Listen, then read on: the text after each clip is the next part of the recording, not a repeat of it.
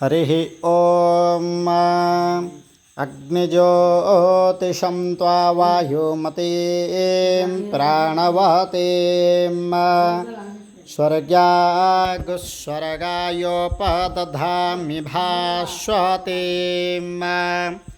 अग्निज्योतिर्ज्योतिरग्निस्वाहा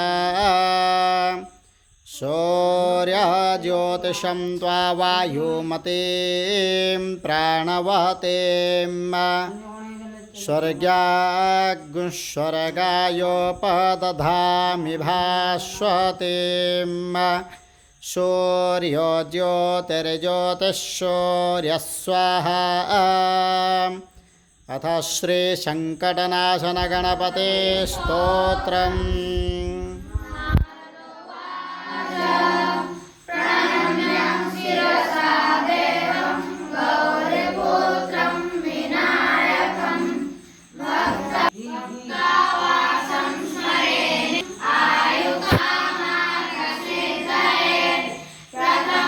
वक्रतुण्डं च एकदन्तं द्वितीयकं तृतीयं कृष्णपिङ्गाक्षं गजवक्त्रं चतुर्धकं लम्बोदरं पञ्चमं च षष्ठं एव च सप्तमं विघ्नराजेन्द्रं धूम्रवर्णं तथाष्टमं नवमं बालचन्द्रं च दशमं तो विनायकम् एकादशं गणपतिं द्वादशं दो गजाननं द्वादशैतानि नामानि त्रिसन्ध्यं यः पठेन्नरः न च विघ्नभयं तस्य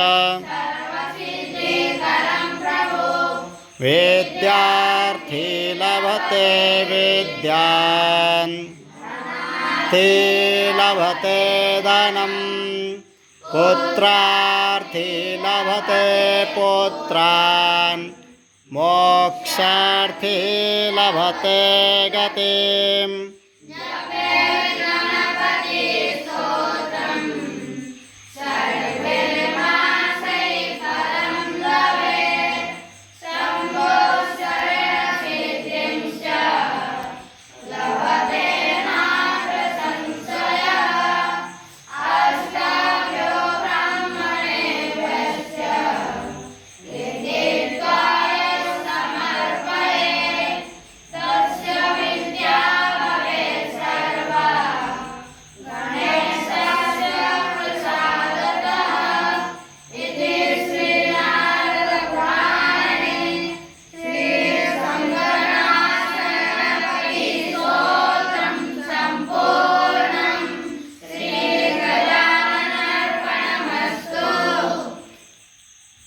शुभजन्मदिनं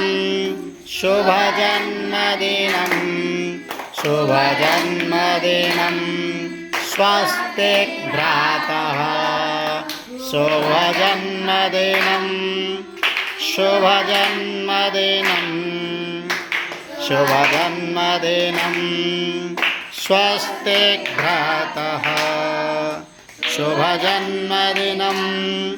शुभजन्मदिनं शुभजन्मदिनं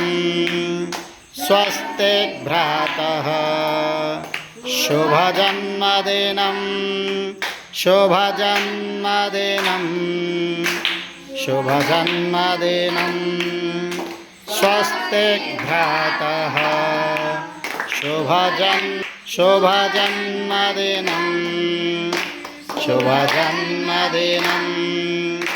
स्वस्तिकः शुभजन्मदिनं शुभजन्मदिनं शुभजन्मदिनं स्वस्तिक् भ्रातः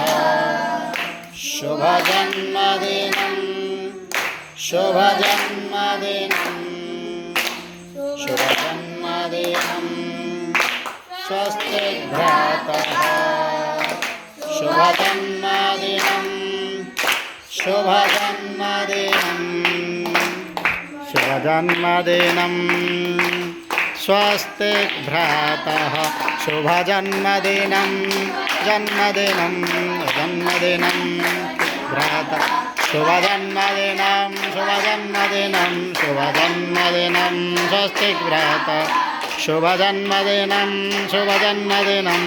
शुभजन्मदिनं स्वस्ति भ्रातः शुभजन्मदिनं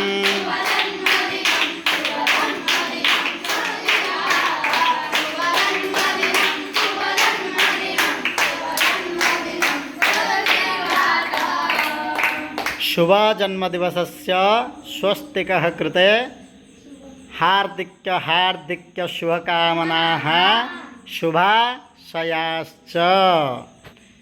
तच्चक्षुर्देवहितं पुरस्ताच्छुक्रमुच्चरत् पश्येम शरदशतक जीवेम शरदशतज्ञ शृणुयाम शरदशतं श्रीर्वरचस्वमायुष्यमारोग्यमाविधाच्छोभमानं महीयते धान्यं धनं पशुं बहुपुत्रलाभं शतसंवत्सरं दीर्घमायुः।